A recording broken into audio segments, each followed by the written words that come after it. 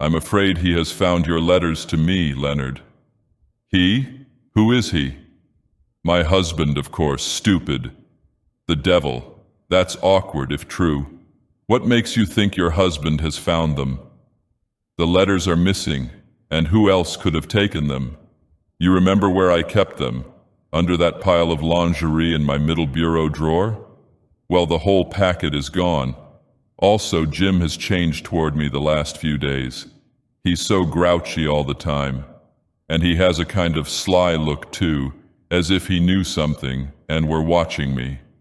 What do you think he'll do about it? I don't know, I'm sure, but it makes me very uncomfortable. The present question is, what are we going to do? Have you anything to suggest? Ethel Drew and her lover, Leonard Alton, stared at each other in mutual alarm. Also, their consternation was touched with more than a hint of critical appraisal. In the light of the danger that menaced their affair, Ethel wondered if Leonard were quite the ideal gallant she had imagined him to be, and Leonard wondered for the first time if Ethel's blonde deliciousness were not becoming slightly over-mature. However, they had had a lot of pleasant times together, and neither of them relished the idea of an interruption to those good times. Then there were other considerations. Ethel was indifferent to her husband, but there were reasons why she did not care to lose him. He was a convenient wage earner and provider of luxuries, even if not of romantic thrills. And Leonard, on his part, was hardly intrigued by the vision of a divorce suit in which he would find himself playing the expensive role of co-respondent. Also, he might have to marry Ethel and support her. Supposing he decides to divorce me? Ethel, with feminine frankness, was the first to voice the thought. We can't have anything of that sort. Jim might do it. Certainly he could, with your letters for evidence. Leonard recalled certain passages of the perfervid phraseology which he had used in writing to Ethel. Also, the many direct references to episodes of their passion. What an indiscreet idiot he had been. I'll say he could, he rejoined ruefully.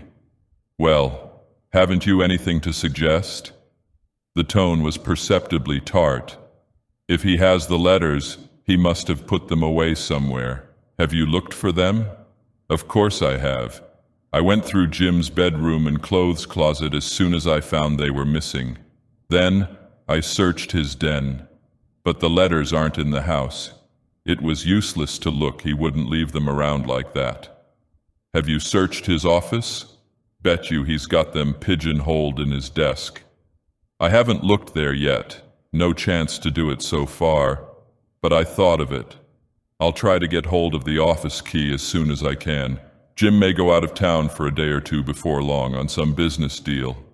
You've got to find the letters, Ethel. That's evident. You wouldn't be much good at finding them. Of course, it's up to me. But I'll come with you if you like. Oh, all right, I'll ring you up when I get the key. Bet you anything he's got the letters filed away in his desk. Maybe, if he hasn't filed them with a lawyer. Ethel Drew and her husband were at breakfast the next morning. Jim had been gulping his coffee and oatmeal in sulky silence, and Ethel was pretending a blithe unconsciousness of his manner and its implications. Jim did not speak till he arose from the table. Then, I'm going out of town today. Have to see the Chalmers Co. Also read Bros. I won't be back till late tomorrow night, and I'd advise you to behave while I'm gone. It was the first direct verbal insinuation which Jim had made. What do you mean? Ethel's tone was crisp and cool. Just what I say. You'd better be good, if you want me to go on paying for your lingerie and breakfast bacon. I don't understand you, and your remarks are rather insulting. The hell they are. I think you might explain your insults. Is it necessary? You certainly have your nerve, Ethel. I know all about you and your little playmate.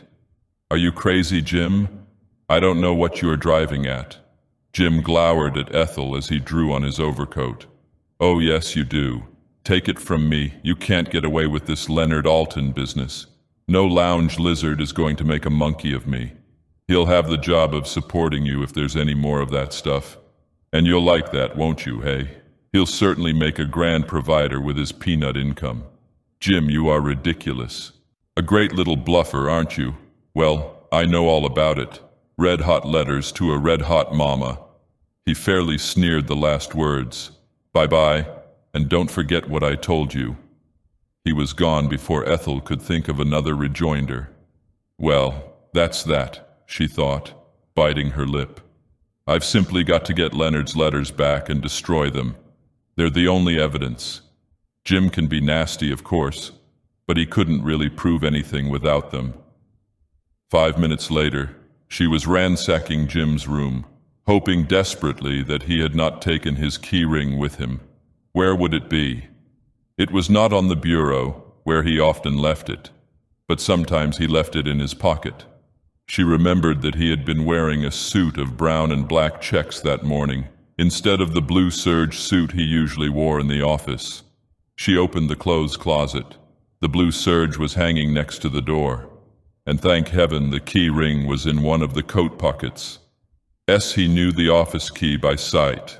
There it was, between the door key of their bungalow and the key of an old trunk. She called Leonard on the phone.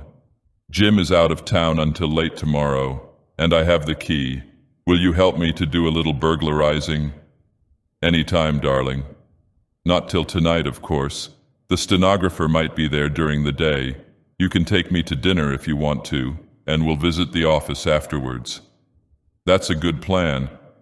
Nothing like combining pleasure with business. Shall I call for you at the house about 6:30? That will be fine, Leonard. But you needn't be so flippant. Supposing we don't recover the letters? Ethel and Leonard were very gay that evening, and neither spoke of the missing letters as they sat in an alcove of a fashionable restaurant.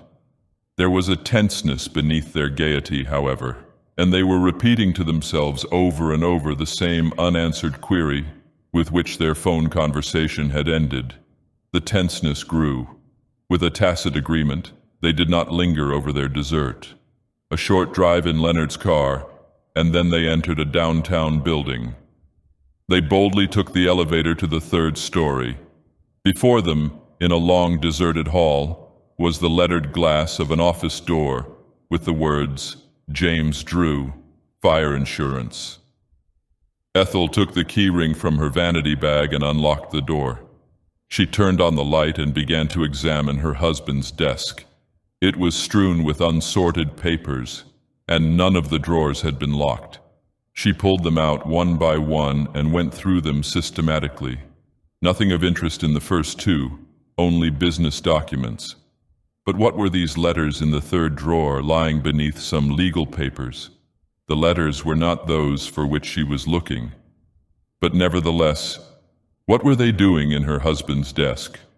They were addressed to Jim, and the writing and stationery were feminine. Indeed, they fairly reeked of femininity. The mauve paper had been perfumed with sandalwood. Ethel did not recognize the writing, but her natural curiosity was not lessened by this fact. She opened one of them and began to read it. The letter began, "Darling Piggy," and was full of endearments and amorous allusions, couched in the diction of a demi-monde. It was signed, "Your red-hot Tootsie Wootsie Flora," with a row of crosses before and after the name. Ethel's cheeks and eyes were burning as she turned to Leonard. She was shocked and amazed, also indignant. She would not have believed Jim capable of this sort of thing. Who was this low woman with whom he had gotten himself involved? "Have you found something?" asked Leonard. "I've found plenty." She gave him the letter with no further comment and proceeded to open and read the next. "Why, the old devil!" exclaimed Leonard, when he had caught the purport of the epistle. "This is rich." He ended with a chuckle. "Do you think it's so funny?" Ethel asked stiffly.